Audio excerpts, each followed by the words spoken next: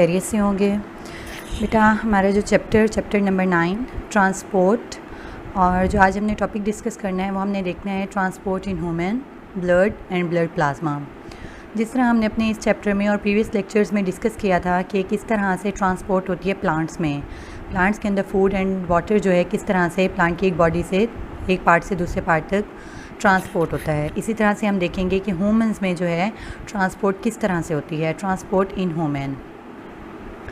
Like other higher animals, दूसरे higher animals की तरह the task of the transport of different material in human body is performed by 2 systems. ठीक है, number 1 blood circulatory system and lymphatic system.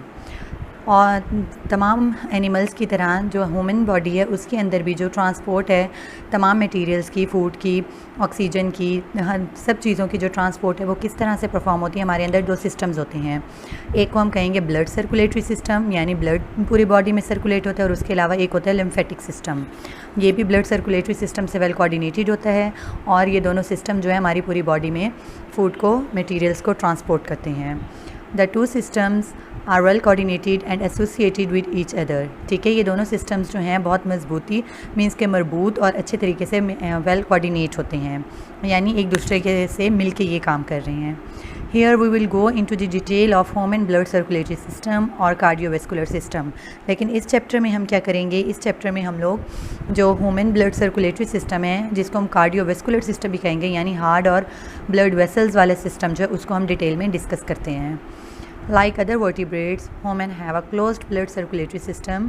Closed blood circulatory system का मतलब meaning that blood never leaves the network of arteries, veins and capillaries। यानी blood जो हमारा वो हमारी हमेशा arteries, veins और capillaries के अंदर ही रहेगा, उसको कभी leave नहीं करता। ठीक है, the main component of the human blood circulatory system are blood, heart and blood vessels। ठीक है, ब्लड सर्कुलेटरी सिस्टम के जो मेन कंपोनेंट है जिसको हम डिटेल में पढ़ेंगे वो सबसे पहले हमारे पास है ब्लड।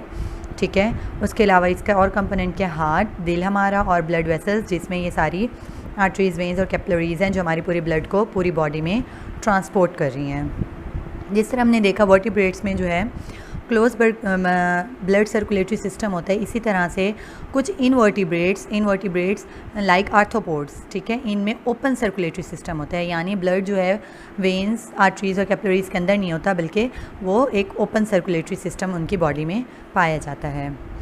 तो हम लोग देखते हैं नेक्स्ट अपना टॉपिक कि किस तरह से हम ब्लड की कंपोजिशन देखेंगे और ब्लड क्या चीज़ होता है। स्टूडेंट्स बेटा, जैसे कि अगर हम लोगों को कभी कोई इंजरी या कोई ज़ख़म या कट लग जाए तो हमारी बॉडी में से एक फ्लूइड रेड कलर का बाहर आता है जिसको हम क्या कहते हैं, ब्लड। ठीक है, ब्लड क्या होता है, ये हमारी पूरी बॉडी का एक स्पेशलाइज्ड बॉडी फ्लूइड है, कनेक्टिव टिश्यू है। कनेक्टिव टिश्यू हम इसको क्यों कह रहे हैं, क्योंकि ये पूरी बॉडी को, हमारी पूरी बॉडी में कनेक्शन क्रिएट कर रहा है, पूरी बॉडी में ये कनेक्शन का काम कर रहा है, इसलिए हम इसको कनेक्टिव टिश्यू भी कहेंगे। और ये एक इंपॉर्टेंट MCQs भी है, आपने इसको एज MCQs अंडरलाइन करें। ठीक है, अब हम देखते हैं कि ब्लड क्या है। Blood is a specialized body fluid, connective tissue है that is composed of a liquid called blood plasma and the blood cells. ठीक है, अगर हम इसके कंपोजिशन की बात करें कि ब्लड में क्या क्या चीज़ होती है, एक इसका पोर्शन को हम कहेंगे लिक्विड पोर्शन को हम कहेंगे ब्लड प्लाज्मा। ठीक है, और उसके अंदर इसके और जो हैं कुछ बॉडीज़ होती हैं सेल लाइक, जिसको हम कहेंगे ब्लड सेल्स। ब्लड सेल्स कौन से होंगे वो हम डिटेल में आगे डिस्कस करेंगे, red blood cells, white blood cells and platelets. ठीक है, ये 3 सेल्स और उसके साथ जो प्लाज्मा है, लिक्विड मटेरियल है, ये दोनों चीज़ें मिलके क्या बना रही हैं, हमारा ब्लड बनाती हैं।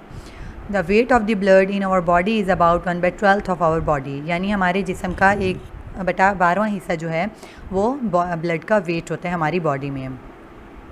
The average adult body has about 5 litre of the blood. ठीक है, एक अडल्ट में अगर हम देखें तो कितना ब्लड होता है, 5 litre. In a healthy person plasma constitute about 55% by volume of blood and cells और cell like bodies are about 45 by volume of the blood. ठीक है, अगर हम ब्लड की जैसे हमने कंपोजिशन की बात की तो उसमें प्लाज्मा कितने होगी, प्लाज्मा की परसेंटेज कितनी है, 55%। ठीक है, ब्लड में प्लाज्मा जो लिक्विड पोर्शन है या जिसको हम वाटर भी कह सकते हैं, वाटरी पोर्शन, उसको हम क्या कहेंगे, वो 55% है, और उसके अलावा जो सेल लाइक बॉडीज़ हैं वो 45% है। तो यहाँ पे एक और बॉक्स दिया गया है, how is plasma separated from blood. Blood में से हम प्लाज्मा को सेपरेट कैसे कर सकते हैं। अगर हमने ब्लड को स्टडी करना है को जो ब्लड लाइक बॉडीज़ हैं उनको, और उसमें से प्लाज्मा को सेपरेट कैसे करेंगे। Blood is taken from N artery and anticoagulant chemical that inhibits blood clotting is mixed in it. ठीक है, एक आर्टरी के थ्रू हम ब्लड ले रहे हैं बाहर बॉडी से, और उसमें जो एक एंटीकोगुलेंट यानी वो वाला केमिकल जो ब्लड को, जब ब्लड हम देखते हैं कि बाहर आए तो उसमें क्या हो जाता है, वो क्लॉट होना शुरू हो जाता है, जमना शुरू हो जाएगा। तो उसमें हम एंटीकोगुलेंट केमिकल डालेंगे ताकि वो जम ना हो, क्लॉटिंग ना हो ब्लड की। आफ्टर अबाउट 5 मिनट, और फिर क्या होगा उसकी वजह से 5 मिनट के बाद, plasma separated from blood which settle down. तो उसमें क्या होगा, प्लाज्मा जो है वो ब्लड से बाकी जो बॉडीज़ हैं उससे सेपरेट हो जाएगा। इसको हम यहाँ पे देख सकते हैं कि जिस तरह के ये एक आर्टरी के थ्रू हमने ब्लड लिया, ब्लड लेने के बाद हमने इसमें क्या किया, एक एंटीकोगुलेंट मिक्स कर दिया। मिक्स करने की वजह से ये क्या हो गया, ये ब्लड क्लॉटिंग नहीं हुई बल्कि ये प्लाज्मा सेपरेट हो गया और उसमें से ये जो ब्लड सेल्स हैं वो सेपरेट हो गए। ठीक है, अब ये पूरा अगर हम मिक्स इसको देखें तो ये हमारा पूरा ब्लड है जिसमें 55% जो हमारा प्लाज्मा है और बाकी जो हमारी सेल लाइक बॉडीज़ हैं। अब अगर हम देखें कि प्लाज्मा क्या चीज़ है और फिर आगे इनकी पूरी ब्लड कंपोजिशन को देखें, प्लाज्मा को स्टडी करें और उसके साथ जो ब्लड सेल्स हैं, red blood cells, white blood cells, platelets, इन तीनों को स्टडी करें और प्लाज्मा को देखें तो हम ये क्या चीज़ है। फ़र्स्ट ऑफ़ ऑल हम डिस्कस करेंगे प्लाज्मा। ठीक है, जो ब्लड का वाटरी पोर्शन है इसको हम कहेंगे प्लाज्मा। ठीक है, प्लाज्मा क्या है, प्लाज्मा जो है ब्लड के अंदर जो वाटर वाला पोर्शन है उसको हम कहेंगे प्लाज्मा। लेकिन अगर ये प्योर वाटर होता तो ये ट्रांसपेरेंट होता, वाइट होता। ठीक है, लेकिन इसके अंदर क्या है, बहुत सारी प्रोटीन, सॉल्ट, मेटाबोलाइट्स और वेस्ट वगैरह इसके अंदर डिज़ोल्व होती हैं। इस वजह से ये येलोश कलर का हमें यहाँ नज़र आता है, और इसको हम येलोश कलर की वजह से हम ये क्या है, हमें ट्रांसल्यूसेंट हम इसको कहेंगे, यानी ये ट्रांसपेरेंट नहीं है बल्कि ट्रांसल्यूसेंट है क्योंकि इसमें बहुत सारे मटेरियल्स डिज़ोल्व हैं। तो फर्स्ट ऑफ़ ऑल हम अपने ब्लड का फर्स्ट पोर्शन प्लाज्मा को डिस्कस करते हैं कि प्लाज्मा क्या चीज़ है। ब्लड प्लाज्मा, ठीक है, plasma is primarily water in which protein, salt, metabolites and waste are dissolved। Plasma जो है वो वाटर, प्राइमरी वाटर पोर्शन है। ठीक है, ब्लड में जितना भी हमारा वाटर पोर्शन है उसको हम कहेंगे प्लाज्मा। लेकिन उसके अंदर क्या क्या डिज़ोल्व हैं, कुछ प्रोटीन्स हैं, सॉल्ट हैं, मेटाबोलाइज्ड हैं और वेस्ट होती हैं। ठीक है, water constitute about 90 to 92% of plasma and 8 to 10% are dissolve substances. बेटा अब यहाँ पे हम जो है जस्ट ब्लड प्लाज्मा की बात कर रहे हैं, प्लाज्मा की कंपोजिशन देख रहे हैं कि प्लाज्मा में जो है 90 से 92% जो है वाटर होगा और उसके अलावा 8 से 10% जो पीछे है वो उसमें डिज़ोल्व सब्सटेंसेस हैं, ये जो हमने बाकी सारे अभी पढ़े। तो वन बाय वन देखते हैं कि इनकी कंपोजिशन प्लाज्मा में कितनी है। Salt makeup 0.9% of plasma. Plasma में 0.9% जो है सॉल्ट्स होते हैं। उसमें से कौन सा, सोडियम क्लोराइड, जो हम टेबल सॉल्ट जिसे हम आम खाने वाला नमक इस्तेमाल करते हैं, सोडियम क्लोराइड क्या है, and salt of carbonates, sodium chloride और कार्बोनेट्स के सॉल्ट ये भी प्रेजेंट होते हैं। ठीक है, इन कंसीडरेबल अमाउंट, ये भी कंसीडरेबल अमाउंट में सोडियम क्लोराइड एंड बाइकार्बोनेट्स के सॉल्ट भी प्लाज्मा के अंदर मौजूद होते हैं। उसके अलावा अगर हम बात करें calcium, magnesium, copper, potassium and zinc are also found in trace amount. बहुत कम मिकदार में ये सारे जो हैं सॉल्ट ये भी पाए जाते हैं।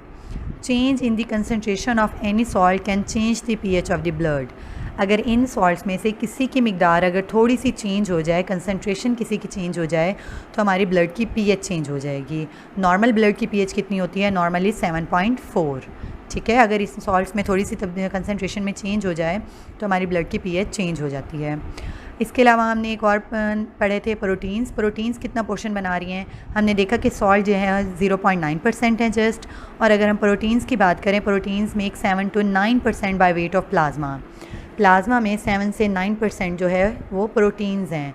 अब इम्पॉर्टेंट प्रोटीन्स कौन सी हैं, the important proteins present in plasma are antibodies, fibrinogen and albumin.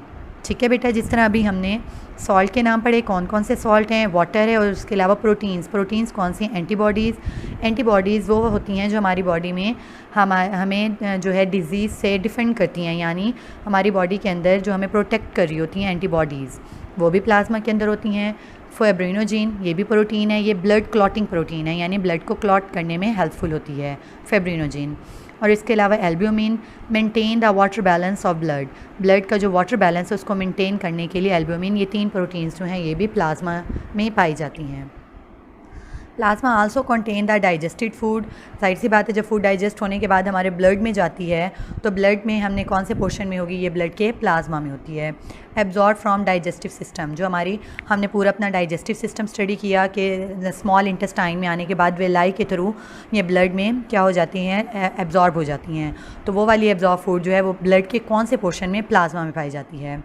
Nitrogenous waste and hormones, तो नाइट्रोजीनियस वेस्ट जो हमारी बॉडी का फूड में से नाइट्रोजीनियस वेस्ट होगी वो भी, और हार्मोन्स भी प्लाज्मा में पाए जाते हैं। इसी तरह से हम देखते हैं कि हमारे ब्लड में जो है respiratory gases carbon dioxide and oxygen are present in the plasma. जो कार्बन डाइऑक्साइड हमारी बॉडी में से वापस में हमने एक्सेल करनी होती है और ऑक्सीजन जिसको हम इनहेल करते हैं जब वो ब्लड में जाती है तो वो भी प्लाज्मा में पाई जाती है। तो स्टूडेंट हमने आज देखा अपना भी ये टॉपिक पढ़ा कि ब्लड में कौन सी कंपोजिशन है ब्लड की। एक हमने देखी ब्लड प्लाज्मा और सेकंड हमने पढ़ा ब्लड सेल्स। उसमें से हमने एक को डिस्कस किया फर्स्ट पोर्शन को ब्लड प्लाज्मा में क्या होता है, ब्लड प्लाज्मा में 90 से 92% वाटर होता है, 0.9% सॉल्ट हैं जो हमने सारे नाम पढ़े इनके। उसके अलावा 7 से 9% जो ये प्रोटीन्स हैं और इनका फंक्शन हमने देखा कौन क्या काम करता है। तो ये ब्लड प्लाज्मा, इसके अलावा ब्लड की जो दूसरी बॉडीज़ हैं white blood cells, red blood cells और प्लेटलेट्स, इंशाल्लाह हम इसको अपने नेक्स्ट लेक्चर में डिस्कस करेंगे और इस तरह से हम अपने पूरे ब्लड और उसके फंक्शंस को डिस्क्राइब करेंगे। ओके स्टूडेंट, आपने इस टॉपिक को अच्छे से याद करना है। जज़ाकल्लाह, अल्लाह हाफिज़।